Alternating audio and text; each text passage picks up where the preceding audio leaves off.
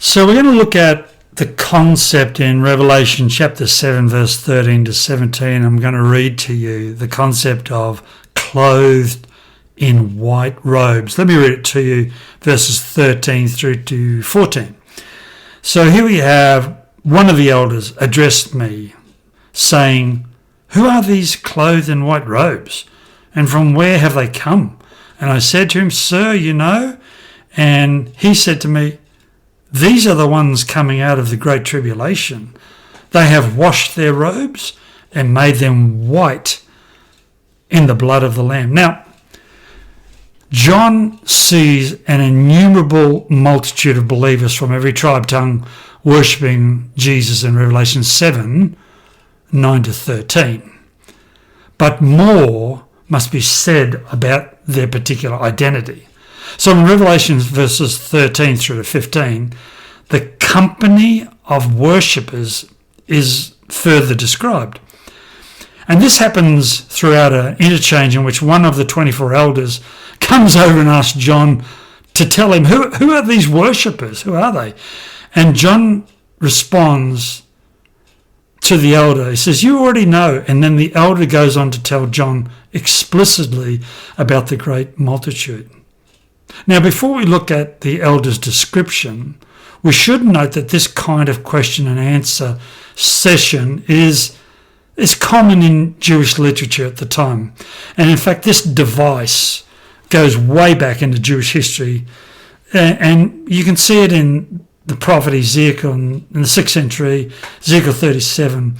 And it features the Lord asking the prophet a question he already knows the answer to, which Ezekiel acknowledges. And so we see the same thing here, where the elder asks a question of John, but not really expecting an answer because he knows who the multitude is. So here we go.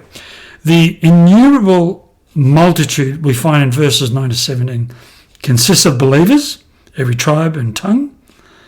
But these are believers who have come through the great tribulation and have washed their clothes white in the blood of the Lamb. Now this multitude, in fact, consists of those who have been persecuted for their faith. And Daniel 12:1 predicts a period of great trouble for God's people before the final judgment. So this is likely what is in view here. So before the final consummation of all things, there's going to be a period of suffering, and those who come through it, who don't abandon their trust in God through Jesus, make up this worshipping multitude. This is the church triumphant, the believers who have remained true to Jesus and who have passed on to glory. And most likely, individuals who have been martyred for their faith are particularly in view here right now.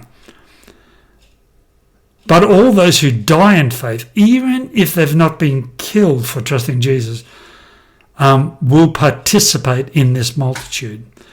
So again, in the book of Revelation, we have assurance that God will not overlook our suffering for the sake of Christ. We may have to die in order to stay faithful, but those who persevere will be clothed with robes washed in the blood of Jesus. In other words, they'll be vindicated before the whole world on Judgment Day as the true people of God. And they will lack nothing, and there'll be any deprivation suffered as a result of Jesus, and this will be more than made up in the world to come. So in this world, we've got to endure pain and sadness, and we may even lose everything for Jesus, but it'll be worth it. The thing is, do we really believe this? So often we find ourselves becoming too attached to our possessions, fearing their loss. Yet while we enjoy the good gifts of God that He's given to us, the world must not hold, we in this world must not hold on to them, but we hold them loosely, lest we allow them to become idols. So remembering the best is yet to come for us, who will help us do just that.